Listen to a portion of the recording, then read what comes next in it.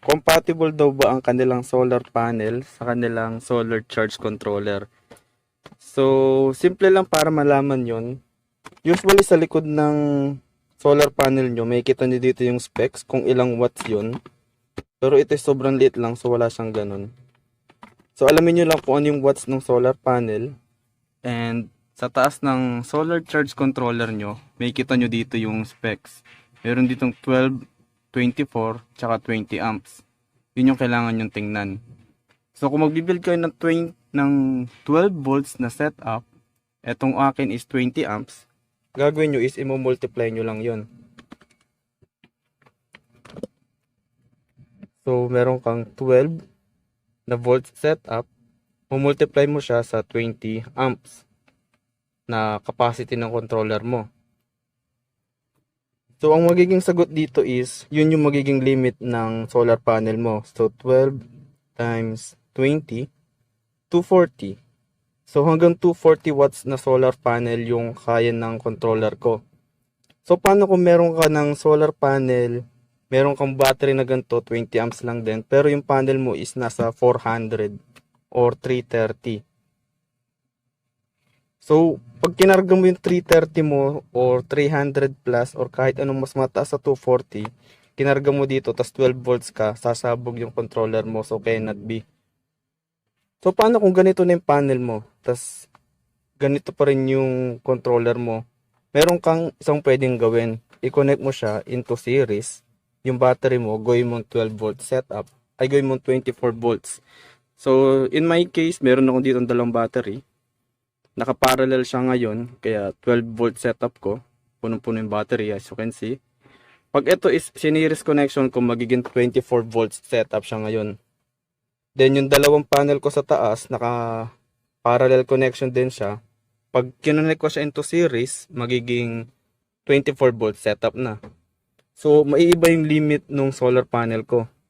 So, pag nag 24 volt setup ako, multiply ko ngayon siya sa 20 amps na limit nung charge controller. So, multiply natin. 24 times 20, 480.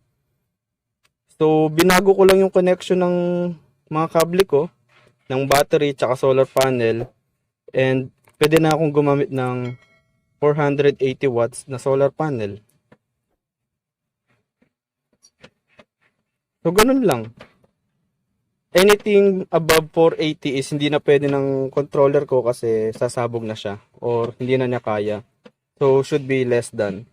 So to be safe, kahit limita mo lang ng 400 watts, okay na yun. So kung meron akong apat na panel na tigo 100, pwede ko siyang isalpak dito and i-connect ko lang siya into series para maging 24 volts.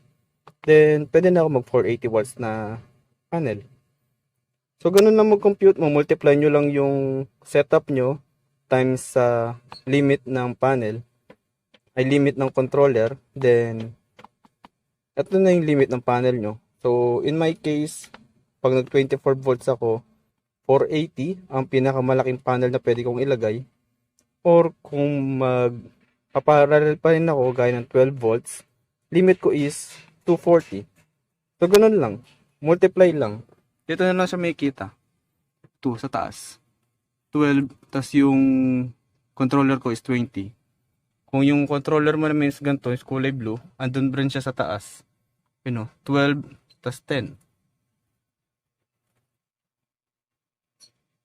So, mas mahina to kasi 100 watts lang kaya na ito. 12 times 10. So, 120.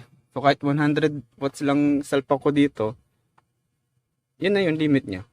Pero kung naka-series naman to is naka 24 volt setup, aabot siya hanggang 200 watts, pwede na.